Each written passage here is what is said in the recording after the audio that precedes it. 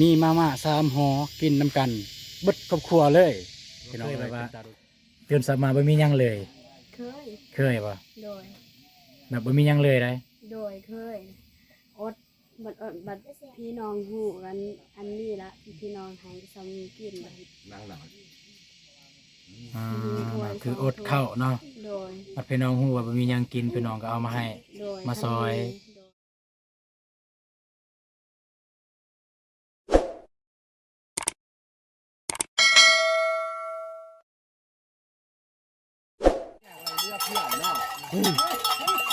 อยู่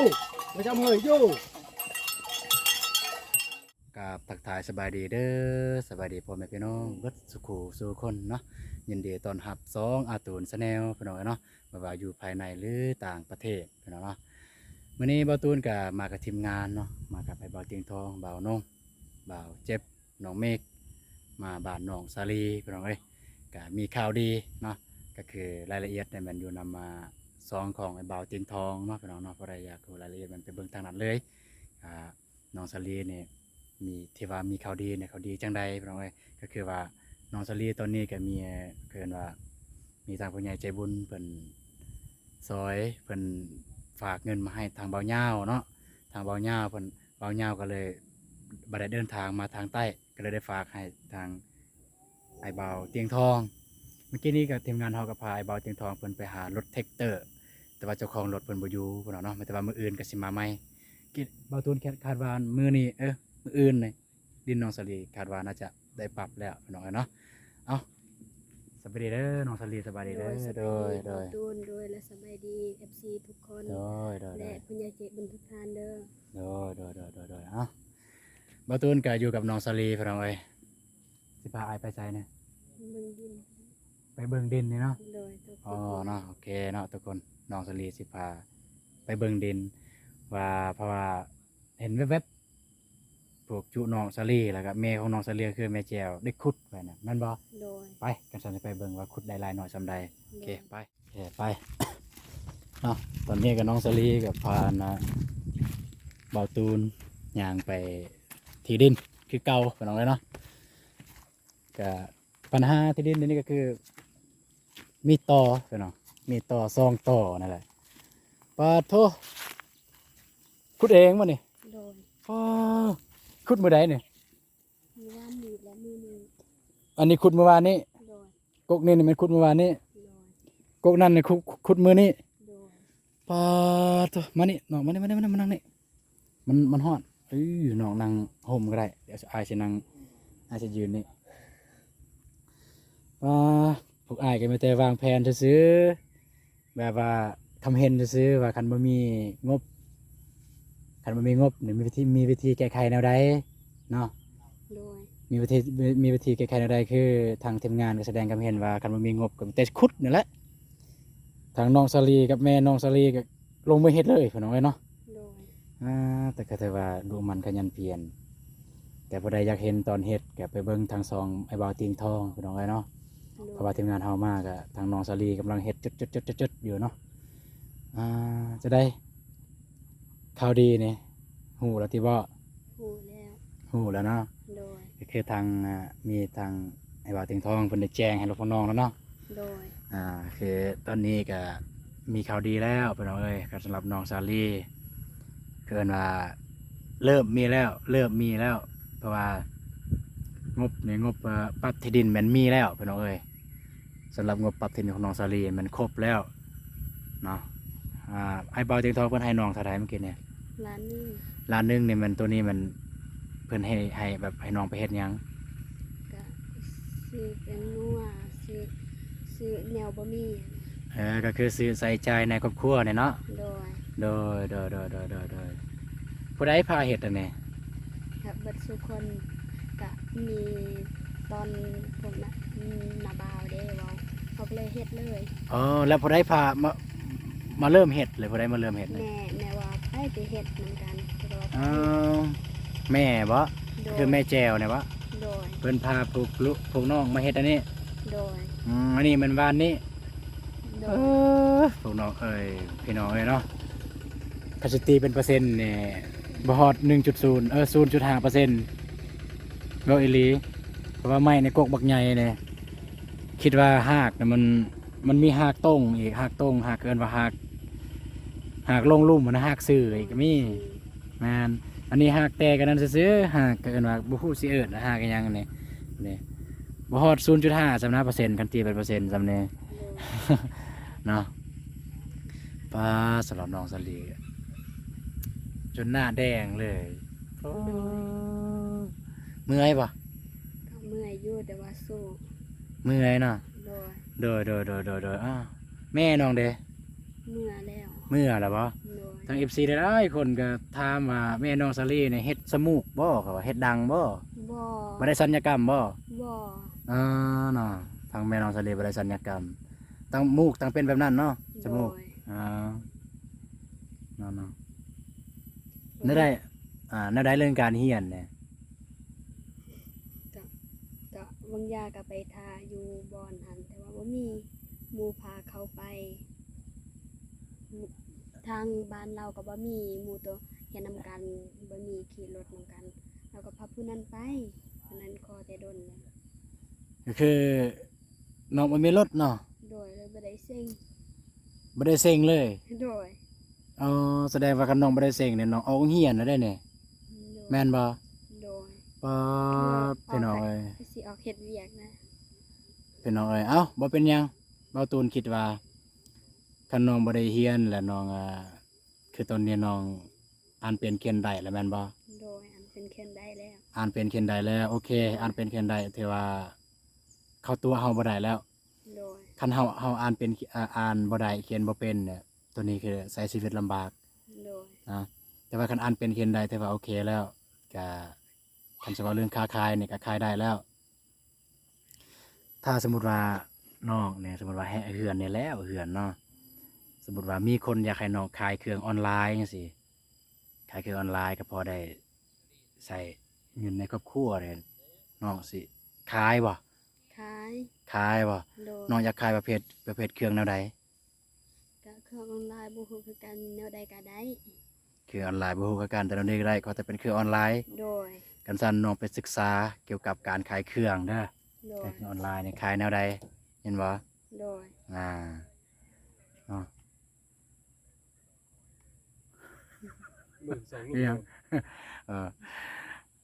เบิ่งสองลูก เลยสบายดีเด้อเลยสบายดีเด้อเด้อเด้อ เห็น ไปสิเลย บ่คนฮอด โอ้ขอบใจ ออนไลน์ CEO เขาบ่ธรรมดาพี่น้องเอ้ยแบบเห็นทีมงานลำบากบ่ได้ โดยเป็นหยัง เด้อถามเรื่องเฮียนของน้องเนี่ยแบบน้องว่าสิออกโรงเฮียนเลยนะ คือว่าจังซั่น นั่นแหละ คือแบบถามว่าเป็นหยังคือไปโรงเฮียนน้องเพิ่นว่า คือมื้อเช้านี่สิไปอยู่แต่ว่าแบบปัญหาคือบ่มีรถ แต่ว่าคนหมู่ที่เคยขี่นำผู้นั้นละเอาคนอื่นไปแม่นบ่ โดย น้องก็เลย มีเสียบทางโทรศัพท์แม่นถ้าเราก็บ่ตอบ เสร็จ จักสิเฮ็ดแนวใด ก็คือเสร็จหาแล้ว แต่ว่าหมู่บ่ตอบเนาะ โดย อ่าจะแสดงว่ามือนี่ก็เซ็งมือสุดท้ายได้แม่นบ่ โดย นะแต่ นั่น แต่ ก็ เซ็งบ่ได้เซ็ง แต่วันจันทร์น่ะเซ็ง แต่บ่ทันไปเซ็งเทื่อ โดย โอ้บ่ได้ เซ็งแต่มือเดียว บ่มีบ่ได้เซ็ง บ่ได้เซ็งแต่จักมือเลย โดย ก็แสดงว่าตอนนี้เนี่ยน้องสลีเนี่ยมันขาดแล้ว ก็คือแบบขาดบ่ได้เซ็งก็คือตกแล้วโอเคบ่ว่ากันพี่น้องตกก็เฮียนเกินว่าอ่านเป็นเขียนได้แล้วโอเคแล้วนะอ่านเป็นเขียนได้เนี่ยโอเคแล้วขี้ร้ายคันแบบว่าอ่านบ่เป็นเขียนบ่ได้เนี่ยตัวนี้ขี้ร้ายโพดแต่วันนี้อ่านเป็นเขียนได้แล้วแต่ว่าโอเคแล้ว คนเฮาคันสิต่อยอดก็ต่อได้แล้วสำนักขนาดไอ้บ่าวเตียงทองเพิ่นว่าเพิ่นเรียนฮอดป .3 เพิ่นยัง เนาะไอ้บ่าวเตียงทองไอ้บ่าวลี่ไอ้บ่าวยาวเรียนฮอดป .2 ป .3 เพิ่นว่า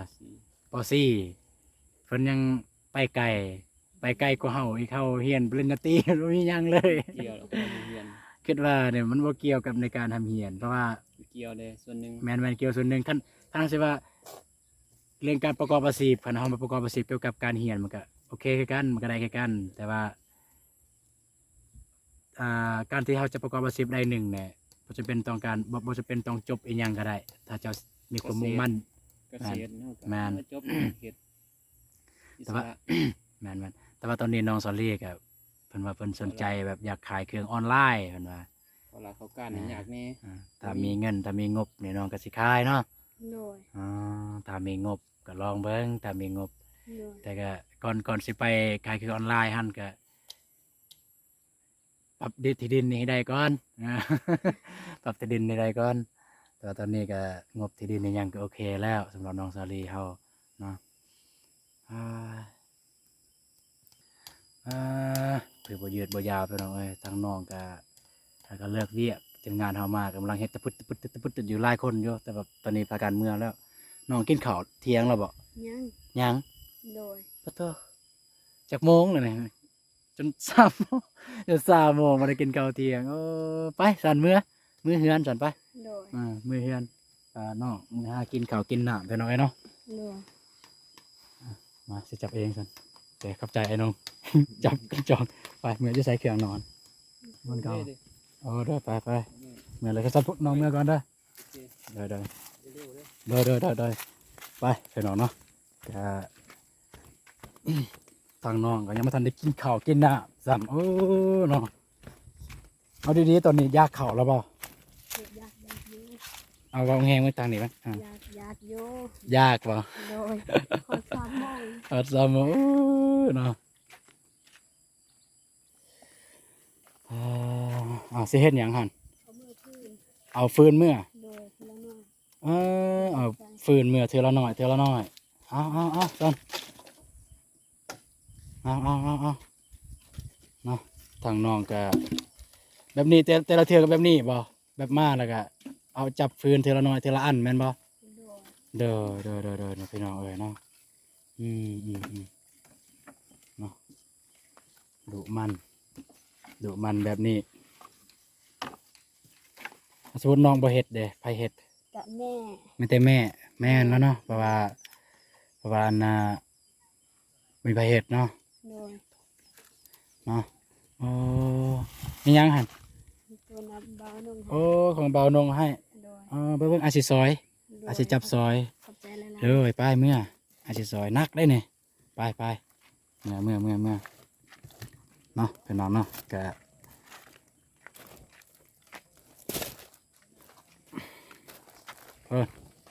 ทางน้องสาลีไปเมื่อเฮ้ยเนาะ ทางน้องก็ตัดสินใจออกเรียนเลยพี่น้องเนาะเพราะว่า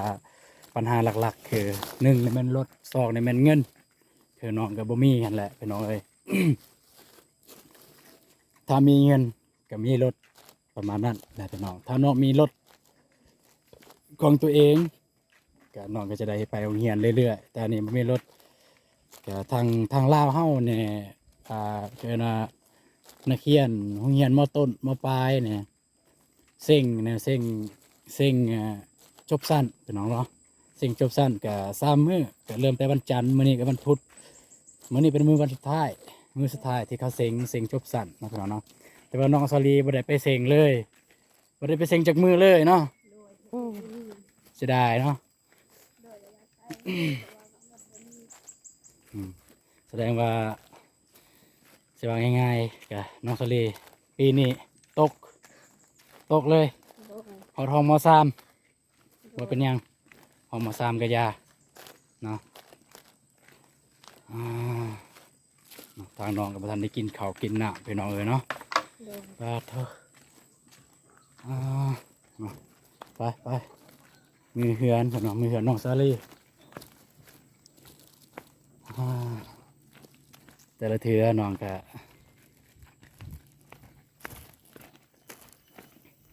จะเฮ็ดจังซี่ไป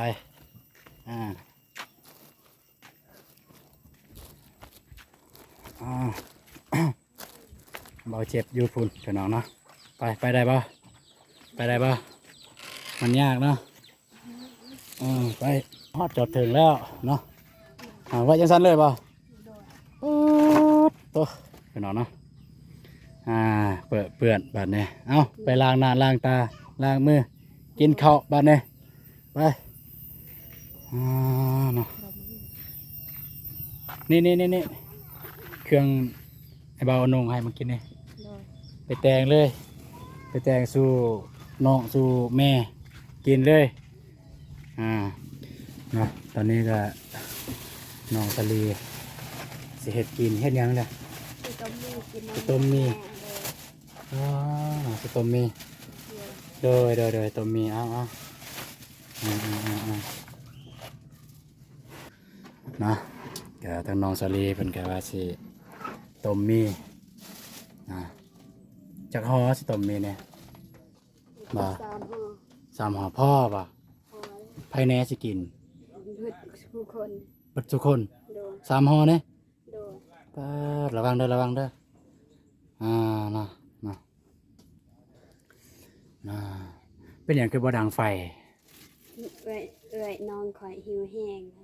ข้าวเลย อ๋อ เลยใส่เตานี่ หิวข้าวแห้งก็เลยใส่เตานี่ โดย เนาะเพราะว่ามีเตานี่ก็เลยได้ใส่ไฟ โดย สิลวกเอาบ่จักหน่อยแล้วว่าสิน ลวกเอา อ๋อเนาะตอนนี้น้องโซเลียก็ไปหาเอาบวงเอาถ้วยอยู่นอกเนาะอันนี้ก็ของของผู้ใหญ่ใจบุญเนาะของแม่คริสโตสิมาลาวงศ์บ่แม่นละซื้อถ้าบ่ตูนชื่อบ่ผิดเนาะก็คือฝากทางไอ้เบาอนงทางทีมงานเฮาก็เกินว่าใส่น้ำกันนี่แหละเพราะว่าคันบ่ตูนไปจ่ายบ่ตูนก็ซอยคนทุกข์คือกันบ่โกจ่ายบ่ตูนก็จะซอยคนทุกข์คือกันนะเนาะพี่น้องเอ้ยหม้ออันนี้มันตั้งแฮงไงเลยพี่น้องเสียงดังแล้วหั่นมันฟดแล้วบ่จักหม้อนี่แฮงเด้อน้องสลีซอกอีหยังหั่น เสีย อ๋อคือเซียนสีลวกใช่ปะเนาะน้องสลีสีลวกเอาอันนี้เอากินหลายคนก็ว่าไม่แตนนะบ่วงคนแต่การเดียวเลยเอาขอโทษจะหน่อยสิมิวน้องสลีลูกมี หยอก อาหารง่ายๆบ้านๆไปน้อยเนาะ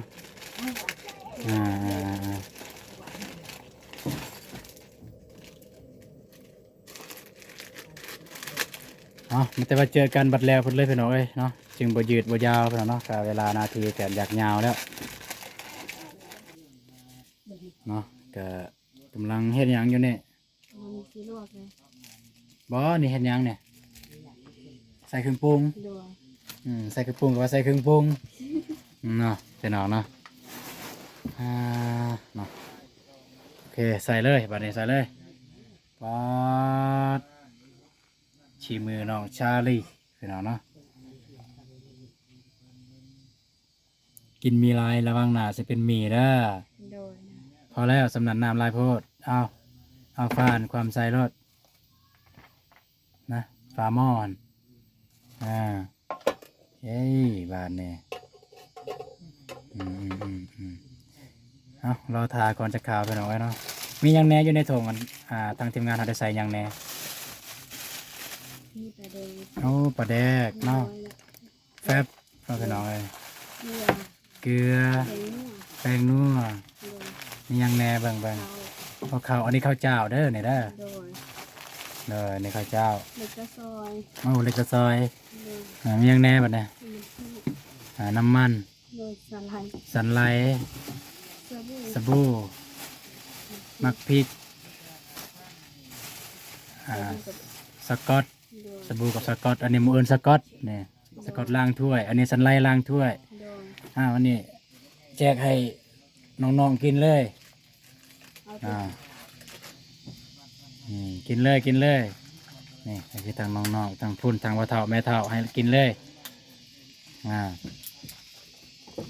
สบายดีเด้อทางนั้นเด้อสบายดีเด้อนะแบบนี้ทุกมื้อบ่แบบนี้ทุกมื้อบ่ โดย แบบน้องบางเทื่อกับแม่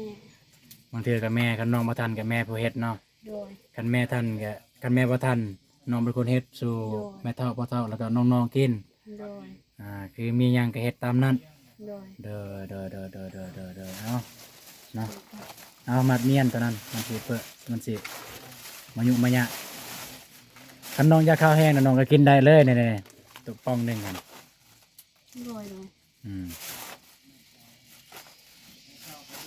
นะอันนี้คือชีวิตของน้องซาลีแต่ว่าคันน้องไปโรงเรียนเดี๋ยวผู้ใดสิเฮ็ดกินเฮ็ดยากสั่นตอนแม่บ่อยู่ ก็มีน้องน้อยและแม่เฒ่า น้องน้อยหั่นแล้วก็แม่เฒ่า โดย แต่ว่าคันน้องซาลีอยู่น้องซาลีพูดเฮ็ด โดย โดยเนาะขน้อยนี่คือชีวิตแท้ชีวิตจริงของน้องซาลีเลย หลังจากที่ปกติคือเฮ็ดเวียกเฮ็ดงานเลิกวิกเลิกงานก็เฮ็ดแบบนี้ทุกวันทุกมื้อ โดย ถ้าสมมุติมื้อใดบ่มีหยังกินเลยเฮ็ดหยังเฮ็ดจังใด ก็ตำนักพริกกันจำแก้ว สมมุติบ่มีหยังเลยข้าวก็บ่มีมักพริกก็บ่มีอยู่บ่แบบ มันต้นตอนนี้ตอนเดือนมันนะ สมมุติว่ามันก็บ่มีเคยบ่เคยแบบว่าตื่นสายมาบ่มีหยังเลย เคย บ่ โดย แบบบ่มีหยังเลยได้ โดยเคยอดบัดพี่น้องหูกันอันนี้ละพี่น้องให้ซ้ำกินเลย คืออดข้าวเนาะ โดย บัดพี่น้องฮู้ว่าบ่มีหยังกินพี่น้องก็เอามาให้ โดย มาซอย โดย อ๋อพี่น้องเอ้ยเนาะเนาะ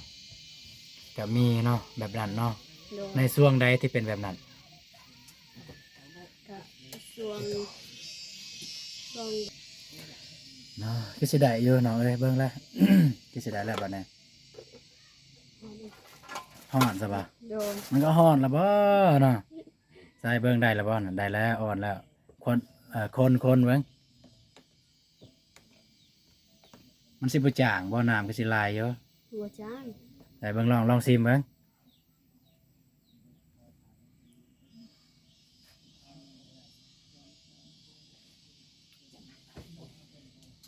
พอดีละ พอดีป่ะ โดย บัดนี้ก็แต่งพาเข้าเลย อยู่ไสแม่เด้ไปเอิ้นพ่อเอิ้นแม่พ่อเฒ่าแม่เฒ่ามากินนํกัน แม่ เป็นทีเรียบร้อยแล้วเนาะน้องสลีกับผู้ซาดน้องไงเนาะก็แต่งพาเข้าก็เป็นทีเรียบร้อยแล้ว เอิ้นแล้วบ่น้องนุงมากิน เดินให้แม่ เด้ออ่า เดียก็มาแตงข้าวให้น้องให้แม่ เนาะ ให้แม่กินข้าวน้องเนาะข้าวเลย หมาว่าแอน แม่ เนาะมี3ห่อ หมาว่าแอน กินทั้งครอบครัวพี่น้องเอ้ยเนาะ มัน เคยเห็น ไปพี่น้องเอ้ยเนาะโดยสบายดีเด้อแม่แจ้วยังสบายดีเด้อโดยเข้ามาเลยพ่อเฒ่าแม่เฒ่าบ่กินบ่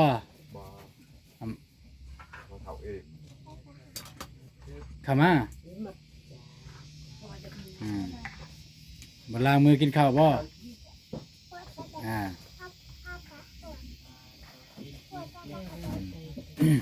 ปกติก็แบบนี้บ่แม่แจ้ว โดย อ๋อเนาะเอาไปใส่เบิดแล้วลูกเต่าไปลิ้นบ่ ไปเอาน้ำ อ๋อไปหล่อลิ้นเนาะ